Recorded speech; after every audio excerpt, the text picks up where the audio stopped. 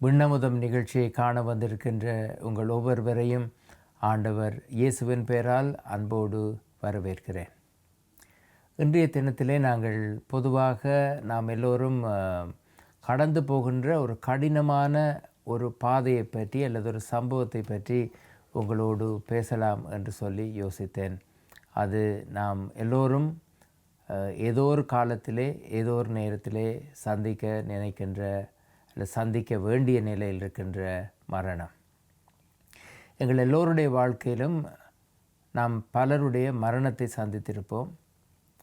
பலர் நோய் வாய்ப்பட்டு வைத்தியசாலையிலே இருந்து இறந்து போகிறவர்கள் இருக்கிறார்கள். ஆனால் திடீரென்று வீதியிலே ஒரு விபத்திலோ அல்லது ஏதோ ஒரு விபத்திலோ அகப்பட்டு இறந்து போனவர்கள் இருக்கிறார்கள். எந்த விதமான நோயும் இல்லாமல் சுகமாக இருக்கிறார்கள் என்று நினைத்து கொண்டிருந்த நேரத்திலே திடீரென்று அவர்களுக்கே தெரியாமல், அவர்களுக்கு சுற்றி இருந்தவர்களுக்கும் தெரியாமல் இறந்து போனவர்களும் இருக்கிறார்கள். இப்படி பல்வேறு விதங்களிலே மரணம் நம்மை சந்திக்கிறது. ஒருவேளை ஒரு குருவாக, ஒரு ஊழியராக எத்தனையோ தடவை இப்படியான வேறு வேறு சூழல்களில் இருந்த மக்களை நான் சந்தித்திருக்கிறேன்.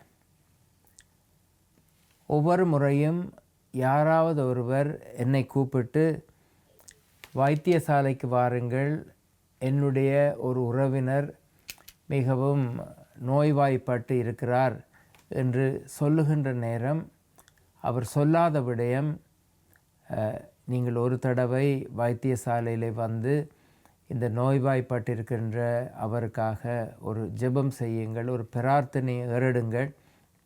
ஒருவேளை அந்த பிரார்த்தனை மூலம் டாக்டர்மார்கள், வைத்தியர்கள் எவ்வளவுதான் கடுமையாக இந்த நோய் இருக்கிறது என்று சொன்னாலும் கடவுள் அந்த பிரார்த்தனையை கேட்டு ஒருவேளை ஒரு வாரமோ ஒரு மாதமோ ஒரு வருடமோ கூட்டி கொடுக்கக்கூடும் என்ற ஒரு எதிர்பார்ப்பு அவர்களுடைய மனதிலே இருப்பதை நான் கண்டிருக்கிறேன். நான் அவர்களுடைய தொலைபேசி அழைப்பை கேட்டு வியாதியாக இருக்கின்றவர் படுத்திருக்கின்ற அந்த கட்டிலுக்கு போகின்ற போது அதை சுற்றி இருக்கின்ற உறவினர்கள், குடும்பத்தினர் எல்லோருடைய மனதிலும் ஒரு ஏக்கம் இருப்பதை நான் கவனித்து இருக்கிறேன். அந்த ஏக்கம் என்ன? எங்களுக்கு அன்பானவர், எங்களோடு பழகியவர் எங்களை விட்டு போய்விடுவாரோ, அவரை போய்விடாமல் வைத்திருக்க நான் என்ன செய்யலாம் அல்லது நாங்கள் என்ன செய்யலாம்? ஒருவேளை இதிலும் பார்க்க பெரிய வைத்தியர் ஒருவர் இருப்பாரா, அல்லது மிகவும் வல்லமை படைத்த ஊழியர் ஒருவர் இருப்பாரா? ஏதோ ஒரு வழியிலே எனக்கு தெரிந்த அன்பானவரை மரணத்தை சந்திக்க விடாமல் எப்படி நான் தடை செய்யலாம் என்ற ஏக்கமும் ஆதங்கமும் கவலையும் கண்ணீரும் இருப்பதை நான் பல தடவைகளிலே நான் சந்தித்திருக்கிறேன். ஒரு முறை ஒரு வைத்தியரை சந்தித்த போது அவர் சொன்னார், தன்னுடைய வாழ்க்கையிலும் கூட பல நோயாளிகள் இறந்து போவதை கண்டிருக்கிறேன். ஒவ்வொரு முறையும் ஒரு நோயாளி இறந்து போகிற போது அந்த நோயாளிக்கு அன்பானவர்கள் எல்லோரும் அவரை பார்க்கின்ற கேள்வி, ஏன் மருத்துவத்தினால் அவரை காப்பாற்ற முடியவில்லை? அது நீங்கள் கொடுக்கின்ற மருந்துகளிலே ஏதாவது தவறு இருக்கிறதா, அல்லது இதிலும் பார்க்க வேறு ஏதாவது நோய்க்குரிய மருந்துகளை கொடுக்க முடியுமா? அவரை ஏன் காப்பாற்ற முடியாமல் போனது? இன்னொரு வகையிலே அவர் சொன்னார், இந்த மரணம் என்பதை அந்த மரணம் அடைந்தவருடைய குடும்பத்தினரோ உறவினர்களோ மருத்துவத்திற்கு ஏற்பட்ட ஒரு தோல்வியாகத்தான் பார்க்கிறார்கள். மருத்துவம் தோற்று போய்விட்டது. மரணத்திற்கு முன்னே மருத்துவம் தோற்று போய்விட்டது. அதே போல பல நேரங்களிலே நம்முடைய வாழ்க்கையிலும் மரணம் என்பதை நாங்கள் அப்படித்தான் பார்க்க விரும்புகிறோம். மரணம் என்பதை ஒரு தோல்வியாகத்தான் பார்க்கிறோம். எங்களால் ஏதும் செய்ய முடியாத ஒரு சூழலில் நாங்கள் இருக்கிறோம் என்ற அங்கலாய்ப்பும் கண்ணீரும் இருக்கின்ற எல்லோருக்கும் இருப்பதை நான் என்னுடைய வாழ்க்கையிலே கண்டிருக்கிறேன். நீங்களும் அதே போன்ற ஒரு பாதையிலே கடந்து போயிருக்கக்கூடும். நான் இப்போது இந்த இடத்துல உட்கார்ந்து இந்த கேள்விக்கு ஒரு மறுமொழி சொல்லப் போகிறேன் என்பதற்காக நான் இதை பற்றி பேசவில்லை. நாம் எல்லோரும் இந்த பாதையிலே கடந்து போய்கொண்டு இருக்கிறோம்.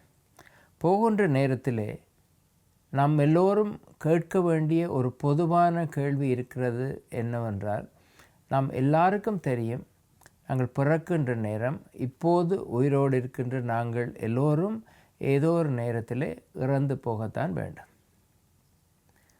நாங்கள் நித்தியமாக அல்லது காலாகாலமாக உயிர் வாழ முடியாது. அது எல்லாருக்கும் தெரியும்.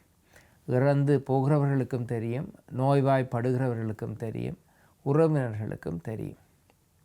ஏன் மரணம் என்பதை ஒரு தோல்வியாக நாங்கள் பார்க்க முயற்சி செய்கிறோம்? எதற்காக உண்மையாக மரணம் அடைகிறவரை ஒரு சந்தோஷமாக அவரை நம்மால் அனுப்பி வைக்க எங்களால் முடியாமல் இருக்கிறது? ஏன் நான் இதை சொல்லுகிறேன் என்று சொன்னால், கிறிஸ்தவர்களை பொறுத்தவரையிலே மரணம் என்பது ஒரு தோல்வியாக எப்பொழுதுமே ஒரு காலத்திலும் பேசப்படவில்லை. ஆண்டவர் இயேசு சிலுவையிலே அறையப்பட்டு மரணத்தை சந்தித்தார். அத்தோடு எல்லாமே முடிந்து போயிருந்தால் அதை பற்றி நாங்கள் இப்போது பேசியிருக்க மாட்டோம். ஆனால் அந்த மரணத்தால் ஆண்டவர் இயேசுவை பிடித்து வைக்க முடியவில்லை.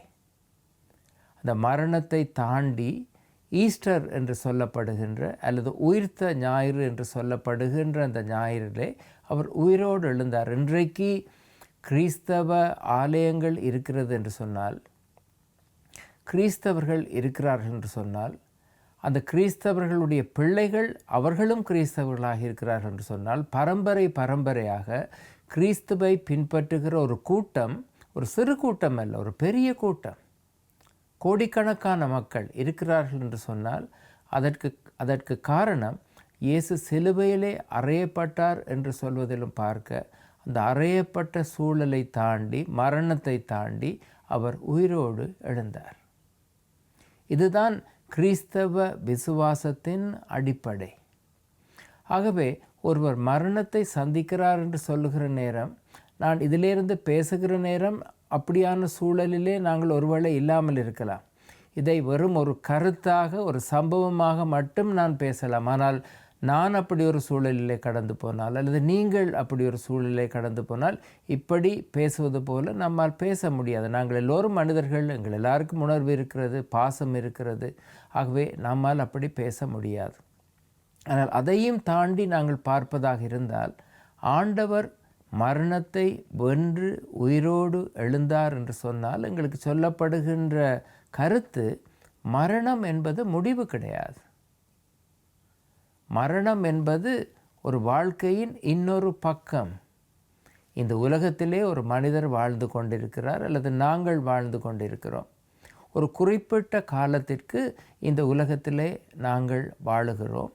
அதற்கு பின்பு அந்த வாழ்க்கை முடிந்து போவதாக கிறிஸ்தவம் கூறுவது கிடையாது. அந்த வாழ்க்கை தொடர்கிறது. எப்படி தொடர்கிறது என்று சொன்னால், ஆண்டவரோடு வாழ்கின்ற வாழ்க்கையாக அது மாறி போகிறது.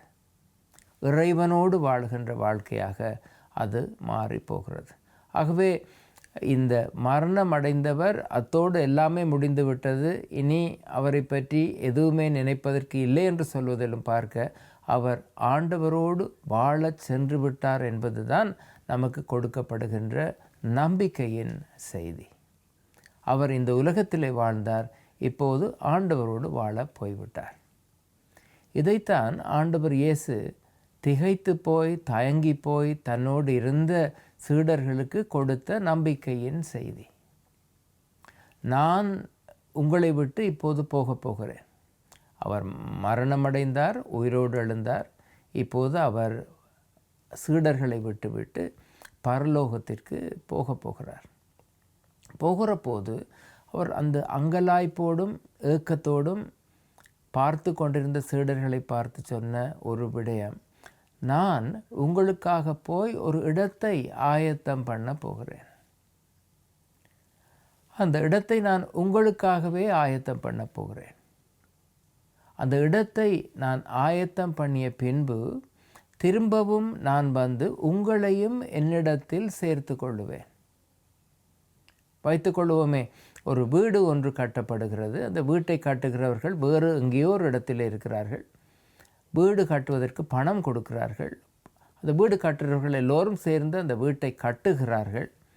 கட்டுகிற நேரத்திலே அவர்களுக்கு தெரிகிறது இந்த வீடு கட்டப்பட்டு வருகிறது, ஒரு நாள் கட்டப்பட்டு முடியும். கட்டப்பட்டு முடிந்ததும் அவர்கள் தற்போது வாழ்ந்து கொண்டிருக்கின்ற அந்த வீட்டை விட்டு புதிதாக கட்டப்பட்ட வீட்டுக்கு வாழுவதற்காக போவார்கள். மரணம் என்பதை அப்படித்தான் வேதாகமம் நமக்கு சொல்லி தருகிறது. நம்முடைய விசுவாசம் அப்படித்தான் நமக்கு சொல்லி தருகிறது. திரும்பவும் நான் சொல்லுகிறேன், நாங்கள் எல்லோரும் மனிதர்கள். எங்களுக்கு உறவுகள் இருக்கிறது, கவலைகள் இருக்கிறது, வேதனைகள் இருக்கிறது. திடீரென்று ஒரு மரணம் நடந்தால் நாங்கள் இப்படி நான் சொல்வது போல ஒரு விஷயத்தை சொல்லிவிட்டு நம்மால் அழாமல் இருக்கவும் முடியாது, ஏங்காமல் இருக்கவும் முடியாது. ஆனால் இதை தாண்டி நமக்கு ஒரு நம்பிக்கை ஒன்று கொடுக்கப்படுகிறது. அந்த நம்பிக்கை மரணம் என்பது வாழ்க்கையின் முடிவு கிடையாது. ஆகவே நம்மை விட்டு ஒருவர் பிரிந்து போகிறார் என்று சொன்னார், அதன் கருத்து அவர் எங்களை விட்டு மறைந்து போய்விட்டார் என்று சொல்வதிலும் பார்க்க, எங்களுக்கு இன்னும் இந்த உலகத்திலே வாழ ஒரு வாழ்க்கை கொடுக்கப்பட்டிருக்கிறது. அந்த வாழ்க்கையை நாங்கள் வாழத்தான் வேண்டும், அது வாழ்ந்து முடிக்கத்தான் வேண்டும். ஆனால் எங்களை விட்டு கடந்து, இந்த உலக வாழ்க்கையை விட்டு கடந்து போன மனிதர் ஆண்டவரோடு வாழ போய்விட்டார். அவர் இன்னுமொரு பிரயாணத்தை ஆரம்பித்திருக்கிறார். அந்த பிரயாணத்திலே அவரை வரவேற்க ஆண்டவர் காத்திருக்கிறார் என்பது நாம் எல்லோருக்கும் தெரியும். ஆகவே இந்த செய்தியை கேட்டுக்கொண்டிருக்கிற ஒவ்வொருவருக்கும் சொல்ல வேண்டிய செய்தி ஒன்று இருக்கிறது என்று சொன்னால், மரணம் என்பதை தோல்வியாக பார்க்க முயற்சி செய்யாதீர்கள். அது மருத்துவ ரீதியாக இருக்கட்டும், அல்லது நாங்கள் யோசிக்கின்ற சமய ரீதியாக இருக்கட்டும், ஆன்மீக ரீதியாக இருக்கட்டும், மரணம் என்பது ஒரு தோல்வி கிடையாது. மரணம் என்பது ஒரு பயணம், ஆண்டவரோடு வாழுகின்ற பயணம்.